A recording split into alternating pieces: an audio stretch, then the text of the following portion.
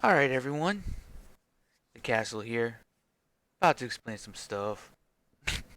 Guess that's my new intro. Um, so one of the things that has been asked a few times now is what the new project is that I'm currently doing, the level design tool and everything like that. And how is it different from the first Revulsion, and why is it something that would make a lot of sense, uh, you know, for people to be a little bit more aware of it. Um, it's the second project is my next project right now. This project is designed to be fully multiplayer in every way, shape, and form, while still encompassing a lot of the same gameplay mechanics of the first Revulsion. It's going to be my goal is to take Doom and Quake and combine it with the kind of gameplay where you and like 16 of your friends, well, let's say somewhere between, you know, 4 to 16 of your friends can just play. That's the goal. Where kind of like in a game like 7 Days to Die or Minecraft, I know, um, or anything like that, where you can get a bunch of your friends together and you can just sort of play together. And there's no like, well, you can only play with like 3 people, kind of like Remnant. You know what I mean? I want the same combat of Doom and Quake, the first Revulsion, basically. I want the first Revulsion to be more like a game where um where it's open ended enough where you're building your fort, you're working together with your friends, but it's like an open experience. Like a buddy of yours, he can be like, "Oh, I got to go to work," so he can leave, but that doesn't like mean that you're down a person. You know what I mean? It's just sort of like an open-ended game where there's a little bit of creativity, but you're still playing Doom and Quake. You're still playing that same style of circle strafing and shooting monsters, and they have slow projectiles, and some of them are hit scan, and there's that same degree of gameplay that you already come to expect from something like a standard classic arena FPS single player PvE experience, but it's open ended enough where you don't have to just play single player. It's not just a single player game. It's a game where you're just able to just play. That's the goal of the second project. And that's not limited to just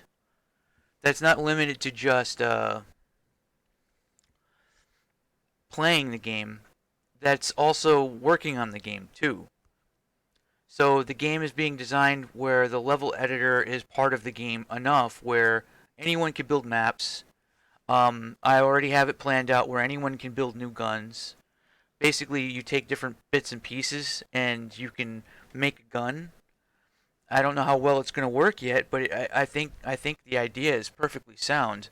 Um, I already have like a lot of ideas on how to make that happen, and it's just sort of like you have like a barrel, and then you can put like side tubey things, and there's enough stuff where if you give those objects like special target names, they can they'll react and move when you fire the gun. So like, if it's a double barrel shotgun, it'll have like you can make the front of the barrel so that it goes down when you you load in more shotgun shotgun shells or whatever, right? I mean, that's the general idea. That's the gist of the entire project. Now, it was brought up a couple of times last night. Although last night was a pretty crazy night actually. A lot of people. Like the social circle and VR chat is getting big. Like there's a lot of people lately. Um, I don't even know how it's possible to remember everyone. It's crazy, but I do. Um, but yeah, like that was one question that kept coming up, and it's like it's like, hey man, I bought Revulsion, but I was really disappointed because it's not multiplayer. You know what I mean? And that's like one of the main things that comes up. So I'm going balls to the wall on the multiplayer part of this, as much as humanly possible. Not only can we build the maps together, we can fucking we'll have big open-ended worlds, I guess, where the entire point of it is to kind of like find locations where you can do forts. And maybe I'll have like a thing where, if maybe it's limited to 4 people for like co-op missions or dungeons that you can run together, and then you come back to the world that you were already in before together, and like maybe 2 or 3 of your friends are still like building their base off to the side over there, and somebody else is running around trying to collect resources. You need to get more iron scraps so that you can make more ingots so that everybody can make better armor and stuff like that. That is exactly the kind of loop that I have in mind, and that means a lot of fine key open door gameplay, but it's like in the dungeons and stuff like that will flow exactly like Doom and Quake. Exactly like Doom and Quake. I am literally saying you will find the red key, the blue key, and the yellow key. Oh, exactly. But the whole thing is open ended and multiplayer. That's the key difference. And there's some more advanced mechanics too, like management of cooldowns and things of that nature. But if you already played the first Revulsion, you already have a uh, a really good window into exactly what kind of combat, the general feel of things. Um, that sort of like there's a mini gunner guys are real slow dudes and they walk towards you and you gotta kill them before they cut you in half, and stuff like that. I mean, obviously there'll be new enemy types as well. Um, I'm thinking of Actually, I might as well say it because I want to try and make sure that I remember everything that I have in mind. But you have 3 different factions that you can play as, or something like that, right? You have humans, you have transhumans, and then you have sentients, right? And depending on how it goes, like you can be friends or enemies with those factions depending on like what you do. So there's like a little bit of a rep grind aspect, maybe. But you can also choose to be, if you're humans are master builders, transhumans are master crafters, and sentients are master warriors or something like that, right?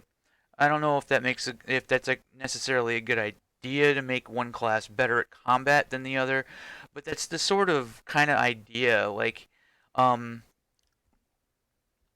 and I'm thinking, how like in Quake 1, uh, the core loop of the game actually, as you complete each episode, you get runes, and the runes like open up the next episode.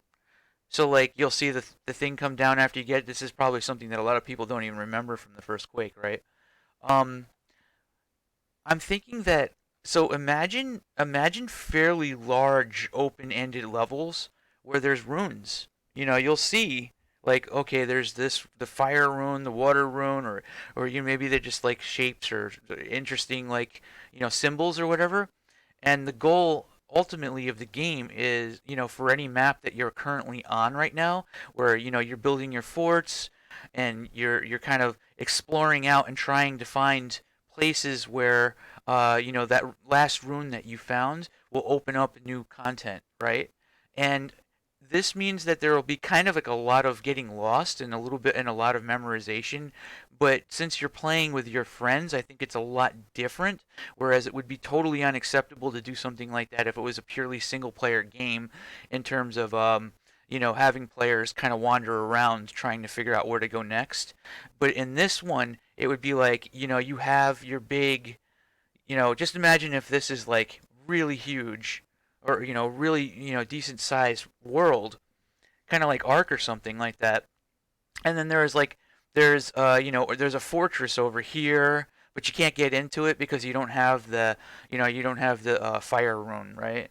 And there's an old destroyed base over here, but you can't get into it because you don't have, you know what I mean? Like, and then so you basically kind of sort of search the world, and then you get the crafting recipe or whatever to build a rune, but depending on what the rune is, like is that rune high enough level, You know what I mean? So there's like a loop where you might end up building your base so that you can craft a better rune, which then takes you to an area where you have to do a bunch of combat in order to get that thing. So it's find key open door gameplay, like on a much crazier level.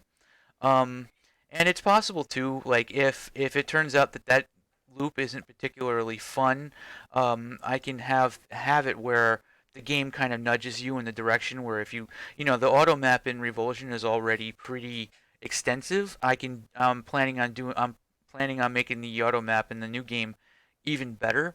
Um, but like you can kind of look on the map and then maybe like all the places that you explored, a little marker appears for all the locations for where you need the different runes. So it ends up being kind of like Zelda or something. So like, you collect like 7 of these things and then you can move on to the next big open world. Now you're probably wondering, well, why would I want to move on to the next open world, place if I'm going to lose my fort and stuff like that. But the thing is that all of the forts that all of the areas in which you can build your fort are predefined locations where where you can move your fort around if you want to. Kind of like it's sort of like a Fallout 76 kind of idea, but it's a little bit simpler than that. Basically, you have an area that's sort of like a flat territory, and it's usually like there's a bunch of them, and you can kind of choose which one you want to use or unlock, or maybe there's stuff that you got to do to unlock them. So there's just like tons of stuff to do in these levels where you have to do this one battle over here, or maybe there's a bunch of monsters will start spawning while you're trying to attune this fort location. Or I'm just gonna try and come up with as many like little sandboxy, I guess sandboxy, it's still linear like classic games, but it's gonna feel a lot more sandbox in nature. And then you can take your fort and you can move it to one of these new locations. So like maybe the last location, all the monsters in that area are too low level and the loot that you're getting isn't quite good enough, but you want to kind of move over to a new spot. Well, maybe your friend that you're playing with has like a better fort, so you know you your one friend builds a fort like in this spot over here, and then you build another fort over here, or maybe everybody hangs out in your fort with you. And everybody kind of everybody who's playing with you kind of contributes by bringing resources. And I want to streamline that so there's not so much of that micromanagement of the of inventory and everything like that. Like you bring back the iron and then it just ends up in a list. um that's really it. I think it's very doable so far, so good. But that's the idea. I want to take the old school idea and kind of turn it on its head a little bit. I want to take the old concept of doing these find key open door gameplay kind of experiences, and I just want to dial it up a notch and bring it into this sort of, I don't know, where it's a lot more. There's like an open-endedness. There's no loneliness. You can play with your friends. People who aren't even really into these classic shooters will enjoy a game like this because it's kind of like a Terraria-esque kind of a thing where it's like, you start off with the weak weapons and you only have pistol, and before you know it, you have like a full lineup of all the different guns. Like in most of these kinds of first-person shooters, or most of these kinds of like open world survival games, like you can only carry like so many things on your hotbar. What In a classic shooter, you have like 8 different guns, right? And that's what I'm gonna do. It'll be like you have all of these different types of weapons, just sort of sitting there. Um, you can kind of see I already kind of have some stuff planned out in in the game itself. So like if I start this up,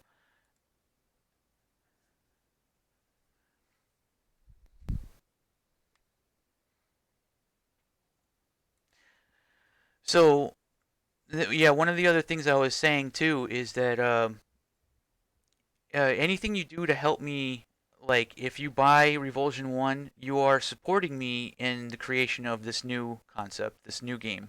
Now, so you see right down here, there's melee, pistol, shotgun, rifle, sniper, heavy, utility, advanced, right? And then maybe there'll probably be like subcategories for things like, when you're in like build mode or something like that. It'll be kind of like in Fallout where you switch into build mode when you're inside of the fort area, and you can just sort of create your fort using blocks, sort of Minecrafty like blocks you can use, and you place those, and they all have like their own health, and they can be destroyed. It's sort of a Fortnite kind of a thing, but it's not as forced. You know what I mean? Like I always kind of felt a little bit like Fortnite had a lot of potential if it was actually just open world instead if it was trying to put you on this like treadmill. Although Revulsion is definitely a game that puts you on a treadmill. I'm thinking that like these kinds of levels, this level that you're looking at right now, is definitely like would be like a four-player co-op dungeon. But this is actually just meant to run in the first Revulsion at the moment. But a lot of the old maps that I build for the first Revulsion are going to be retooled as dungeons for the new game. So it's not like I'm missing out on work. You'll have already seen a lot of these, but they'll probably be rebuilt a little bit to accommodate the fact that you might have like four of your friends working together to complete the content, and then you know what I mean. But I still really think that hub world concept where you're collecting those Quakish like runes that you craft, or you do things, you attune different aspects in the world, and you just kind of like open the world up, and as you go eventually like you'll get to the next area, and then the next area sort of repeats, like there's you have to find those runes as well. So um and as you're doing it, you're constantly leveling up, you're getting better stuff, the level cap increases, the monsters get stronger. It's very much like that. But something like this. Let me fly around in spectate mode. So like,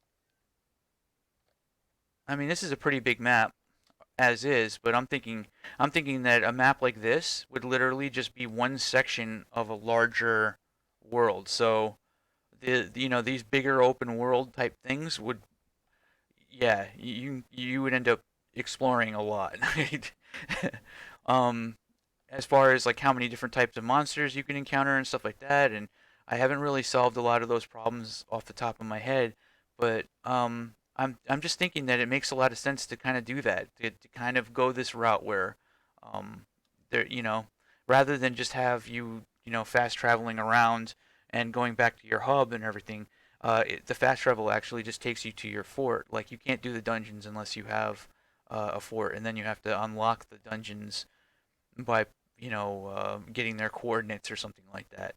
As you collect the runes, you get more, and it just sort of keeps going. I just want it to keep going, sort of like an infinite treadmill that then you can upgrade the dungeons. So now it's harder stuff, and um. All right, That's basically it, though. Um, to me, this is not even. This is so by far and above better than the first game that it's not even it's funny to me. It's insane how much better this will be than that other project, than my first project. Like it's not even going to be close. Um Even if the characters end up still being kind of simple, I'm going definitely with the Quake 1 aesthetic, the simpler textures and the characters and everything like that. Even still, this is pretty insane. So anyway, I bet you have already been talking too much about it, but all right, so that's the general idea. Um, how long will it take for me to get things to that point? I don't know. But it's probably not going to take me too long to get to the beginnings where we can get like one open world and then some resources, some weapons, and some monsters. And then you have the dungeons, which will already exist because Death Spiral will be something that will be ported over from the first Revulsion into Revulsion 2. So you're kind of getting a sneak peek of what the dungeons are going to be like. Uh, just right now, this is one of the dungeons. So, yeah, as a co-op dungeon. I think that this could actually have a really interesting aspect to it. I mean, especially too if you think about the multiplayer, the competitive multiplayer aspect. There could be PvP and stuff too. like you're collecting giant runes, and there's other players out there that will try to kill you, but it's a big open world, not kind of not conducive to what you would be normally expecting from something like Unreal Tournament. This kind of changes things a lot for this particular genre. It's adding a whole new twist by taking things that have already been done in other things and combining it with the old concept. With that said, all right, I'm gonna go ahead and I'm gonna end this video now. I hope you enjoyed. Yeah, help. Like if you like the idea, support me. Like and subscribe. I'm actually losing subscribers on YouTube. It's kind of funny. Um, it's weird that is the case. I mean, uh, this is a pretty wild project. It's not a simple thing. All right, so with that said, I'm gonna get back to work.